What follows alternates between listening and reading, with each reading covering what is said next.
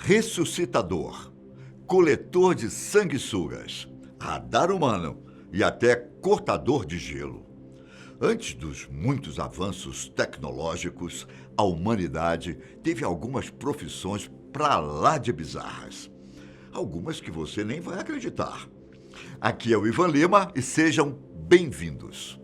Vamos começar de leve e ir esquentando. Que tal? Eu aposto que você já jogou boliche, não já? Ou pelo menos assistiu em algum filme. Quando aqueles personagens querem se divertir no fim de semana e vão em grupos para pistas. Estou certo ou não? E é por isso que você já deve ter percebido que logo depois que alguém joga a bola e derruba os pinos no final da pista, a recuperação e organização deles é automatizada, feita rapidamente por uma máquina. Pois então, antes dessa tecnologia, existiam os arrumadores de pinos. Lá nos primórdios do boliche moderno, e talvez até mesmo antes disso, uma pessoa precisava remover e substituir os pinos nas pistas a cada jogada. E o comum era que garotos aceitassem o trabalho por um valor bem barato. Entretanto, assim como aconteceu com vários outros trabalhos manuais, os arrumadores de pinos foram desaparecendo rapidamente. Assim que a automatização começou a surgir, logo na primeira metade do século XX. E foi um pouco antes disso que outro trabalho bizarro ainda continuava empregando pessoas. Você já parou para pensar em como as pessoas mantinham os alimentos e as bebidas frias antes da invenção da geladeira e dos freezers? Sim ou não? Bom, o comum era que fossem usados grandes blocos de gelo para isso. Só que o gelo não era tão fácil assim de encontrar e ser retirado, claro. E é por isso que existia uma profissão muito perigosa, chamada cortador de gelo. Em regiões mais frias do mundo, onde as temperaturas sempre caem bastante durante o ano, é comum que lagos ou até mesmo partes de rios congelem. E quando isso acontecia, os cortadores de gelo entravam em ação, responsáveis por localizar, cortar e manusear grandes blocos de gelo para entregar aos clientes. O trabalho era feito por homens fortes e corajosos, visto que o trabalho era considerado arriscado por causa do clima frio e das águas geladas. Mas não era só em regiões frias, viu, que isso acontecia. No Rio de Janeiro, nos anos 50, também esses profissionais vendiam gelo pelas ruas dos bairros. Era muito comum. Mas é aquela história, não é? A tecnologia avançou e o trabalho deixou de ser necessário. Bom, ainda assim, algumas empresas fazem um trabalho parecido em algumas geleiras para criar cubos de gelo artesanais, ou mesmo algumas estruturas curiosas, como hotéis de gelo. Bom, agora, o editor vai me fazer a gentileza de colocar duas imagens na tela. A princípio, pode parecer que é uma montagem, ou que é a cena de algum filme de comédia antigo. Mas a explicação é bem mais simples e, ao mesmo tempo, bizarra. Antes da invenção da tecnologia do radar como conhecemos, os militares, em busca de aprimorar a defesa aérea, criaram a profissão de ouvinte de artilharia aérea, ou, para simplificar, radar humano. Antes da Segunda Guerra, o Reino Unido e a Alemanha recrutaram algumas pessoas interessadas em ser ouvintes de aeronaves que estivessem se aproximando de bases aéreas. O mais comum, na verdade, era que militares exercessem a função, usando uma espécie de refletor de concreto ou fones gigantescos, como você viu naquelas primeiras imagens. E aí você pode estar se perguntando, essa parada realmente funcionava?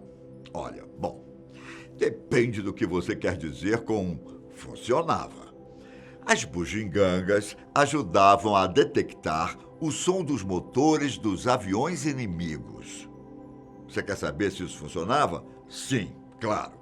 mas era possível detectar com o tempo necessário para tomar as devidas precauções. Muitas vezes, não funcionava.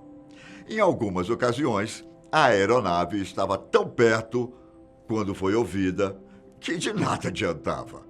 Vale dizer que alguns desses refletores de concreto foram restaurados para se tornarem monumentos históricos.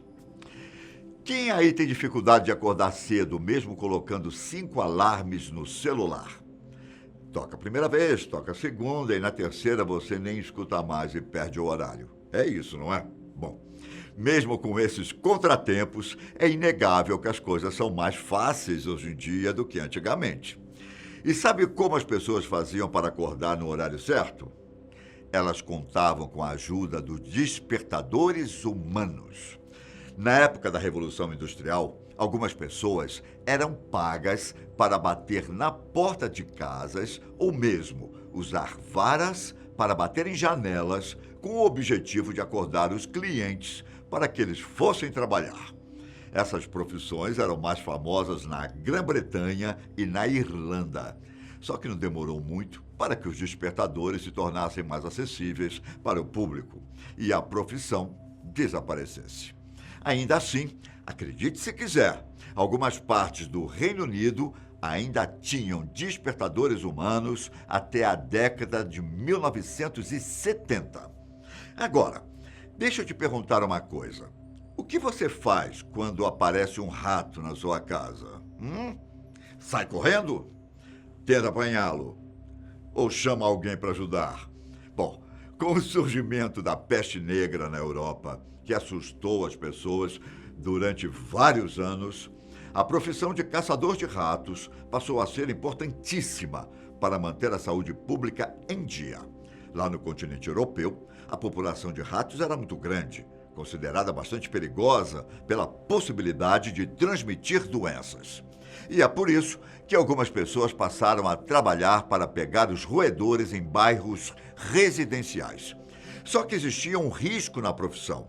Por mais que eles ajudassem a evitar que certas doenças se espalhassem para a população, os próprios caçadores corriam o risco de serem picados ou desenvolverem algum tipo de infecção. Foi então que o crescimento populacional de ratos diminuiu com o passar dos anos. Surgiram melhorias nas táticas de controle de animais e os avanços na prevenção e tratamento de doença obrigaram a profissão a se atualizar. Bom, e continuando nossa viagem pelo tempo, você sabe me dizer como mensagens importantes das autoridades eram passadas pela população na Idade Média? Não havia rádio, TV. E já imaginou ter que mandar uma carta para cada morador da cidade? Era totalmente inviável. E é por isso que existia a profissão do Town Crier, que muitas vezes é traduzido como pregoeiro ou simplesmente arauto. Atualmente esse ofício ainda é visto em algumas cerimônias. Só que na Idade Média era um papel crucial para que ordens judiciais fossem repassadas, além de trabalharem na leitura de proclamações reais, anúncio de novas leis e até na punição de criminosos. Tudo através de gritos no meio da rua. Quando esses arautos queriam chamar a atenção das pessoas, eles tocavam um sino portátil enquanto gritavam "Oiê!", que pode ser traduzido como "Ouça!".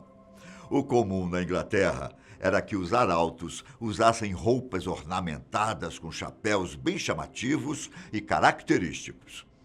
E sabe o que também era comum? Tratamentos com sanguessugas. Na verdade, até hoje, existem alguns tratamentos alternativos que utilizam sanguessugas para tratar problemas nas articulações. Tudo por conta da característica anti-inflamatória e anestésica encontrada na saliva de uma sanguessuga, que ajuda a reduzir tanto a dor quanto a sensibilidade. Curioso, não é? Mais curioso do que isso era o trabalho do coletor de sanguessugas. É simples, pessoal.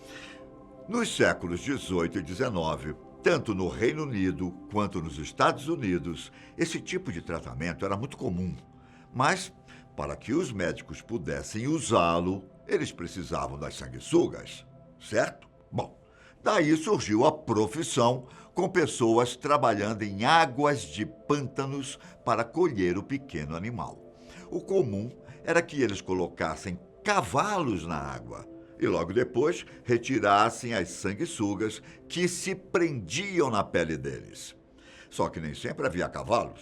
Então, em várias ocasiões, era comum que os coletores usassem suas próprias pernas no trabalho. Depois disso, as sanguessugas eram vendidas para médicos interessados. E se essa profissão não foi bizarra o suficiente para você, então deixa eu te falar do ressurreicionista, ou apenas ressuscitador. Basicamente, esse trabalho consistia em desenterrar cadáveres de cemitérios, para depois vendê-los a universidades, onde eles seriam estudados na área de medicina. Simples assim, para que os estudiosos pudessem pesquisar mais sobre o corpo humano. Essa era uma das formas mais fáceis de conseguir, digamos, objetos de estudo. Era uma prática de séculos atrás, mas que se tornou bastante popular nos séculos XVIII e XIX. Mas tinha um detalhe, era uma profissão ilegal. Até porque a maioria das famílias não queria que os corpos de seus entes queridos fossem levados do túmulo. Não é à toa que muitos cemitérios contrataram guardas noturnos para evitar isso. E algumas covas até tinham barras de ferro em volta. Como a popularidade deles não era muito boa, esses profissionais chegaram a ser chamados de ladrões de corpos. Cansados de receber notícias sobre cadáveres roubados, o governo britânico permitiu que médicos tivessem acesso aos corpos de pessoas pobres que viviam em asilos. Mas e aí? Qual dessas profissões mais te surpreendeu, hein? Deixa aqui nos comentários uma dica para o nosso próximo vídeo e até mais. Um grande abraço, tchau!